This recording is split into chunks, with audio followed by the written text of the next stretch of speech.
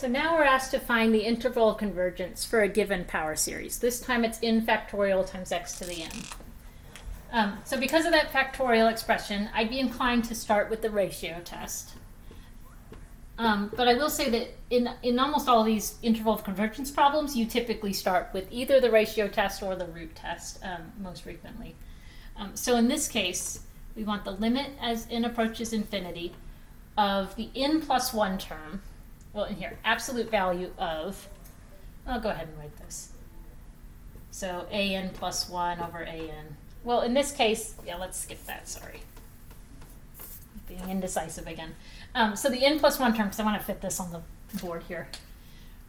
Replace the n's with n plus 1's.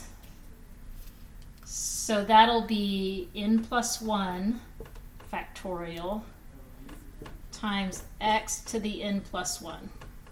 All of that divided by n factorial times x to the n. Okay.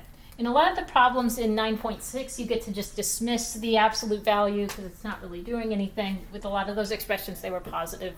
They had positive terms anyway. You need to be careful. So throughout this chapter, we've been assuming that n is a positive integer, and that's a fair assumption. That's not true for x. X may be negative. We start out by thinking, so my interval of convergence is possibly all real numbers, negative infinity to infinity. So x certainly might be negative. So the absolute value, we can't just, toss it out. We need to keep it. Okay, so simplifying something like this. So first of all, the ratio of those factorial expressions. So remember the rule of thumb with those is to leave the smaller factorial alone, which is this one on the bottom, and expand the larger one. So n plus 1 factorial is n plus 1. Okay, if we subtract 1 from that, the integer that comes before that would be n. Okay, so now we've hit the n factorial. N plus 1 factorial is n plus 1 times n factorial. That's a useful thing to remember. X to the n plus 1, I'm going to write that as x to the n times x to the first, and then you've got x to the n in the denominator. So those cancel.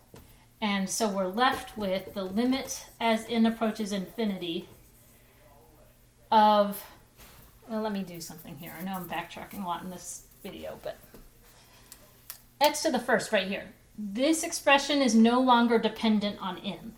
So x to the first doesn't care about n approaching infinity. That x is not going anywhere. It's not changing as n approaches infinity.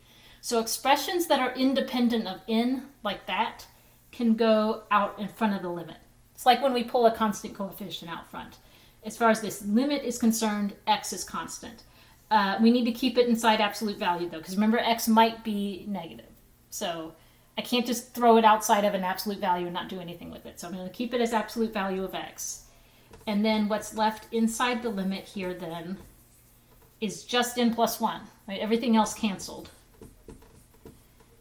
And so this is approaching infinity. So this limit equals infinity, which ratio test, the conclusion then is that this series diverges unless, remember that every power series converges at its center.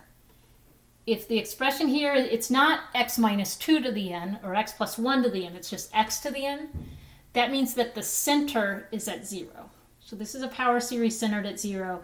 Then we know straight away, before I did anything, I could have said, well, this thing definitely converges at 0. They always converge at their center. Turns out, if x is anything other than 0, so if x is, 0.00001, that's going to be 1/10,000th, or whatever I said, times infinity. That's going to be going to infinity. Constant times infinity, that's going to infinity. Unless x is 0 here, in which case the limit would, well, let's say it's 0, so it converges. So in this example, it converges only at its center at 0. The interval of convergence would just be actually the singleton set, which is a set containing just one element, in this case 0.